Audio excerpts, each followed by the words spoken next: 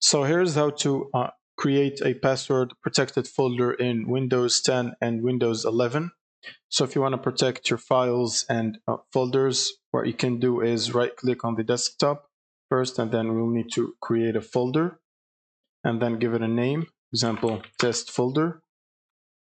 And then you will need to place all the files or stuff that you want to protect inside this folder. Now we want to create, open the folder and then create a new text document.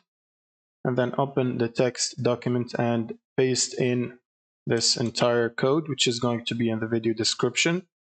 And then you will need to replace this right here, which is your password, with your actual password. So for example, for this video, I'm going to use 123 as the password. Then you want to save this. And then you will also need to click on File again and then Save As, and then call it system64.bat. And then the Save As type, you want to select all files instead of text to create a new batch file. Then click on Save. Now you can simply close this. And then you will simply need to double click on this system64 file we have saved earlier. And this should create a folder called private. Now you want to drag and drop all the files that you want to protect inside that folder again.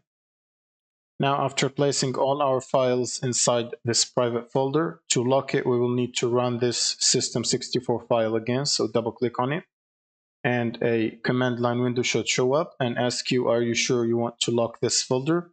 So you want to type Y for yes and then press enter.